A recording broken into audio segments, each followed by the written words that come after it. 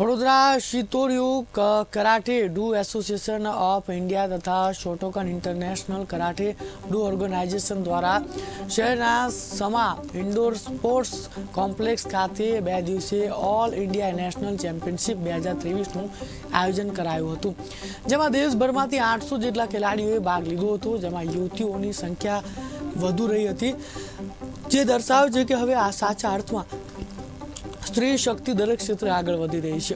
વિજેતાઓને gold, silver તેમજ bronze medal આપી સન્માનિત કરવામાં આવ્યા હતા, સાથે જ બેસ્ટ ફાઇટર એવોર્ડથી પણ સન્માનિત કરવામાં આવ્યા હતા।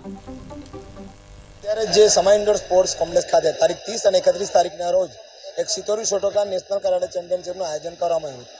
આ ટુર્નામેન્ટ એના માટે કરી ખાસ અમે કે જે છોકરીઓ છે એમાં અવેરનેસ આવે, સેલ્ફ ડિફેન્સ શું છે એ લોકો સમજી શકે, અને એ અમારો પ્રયાસ બહુ સફળ થયો છે, કારણ કે આ ટુર્નામેન્ટમાં છોકરા કરતાં છોકરીઓ ડબલ ભાગ લીધો છે।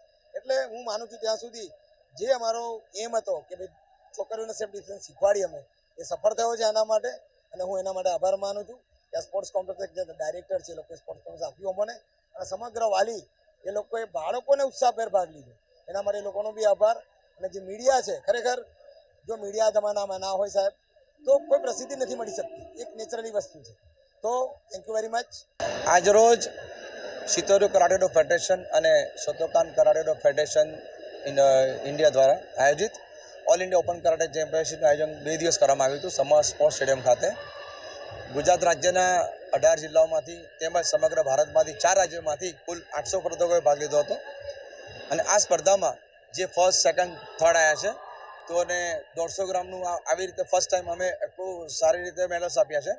150 ગ્રામનો medals gold, silver, bronze, best fighter awards, અને હાલમાં ઘોષિત કરે છે ટીમ ચેમ્પિયન ટ્રોફીઝ કાંચનનું કરાટે એસોસિએશન અને શોટોકાન કરાટે એસોસિએશન બંનેઓને ટીમ ચેમ્પિયન ટ્રોફી મેળવી છે, તેમજ રનર્સઅપમાં શિતોર્યુ કરાટે ફેડરેશન આગળ રહ્યું છે। છોકરીઓને પણ અહીંયા તેમના ઉત્કૃષ્ટ પ્રદર્શન માટે બેસ્ટ ફાઇટરને એવોર્ડ આપવામાં આવેલા છે।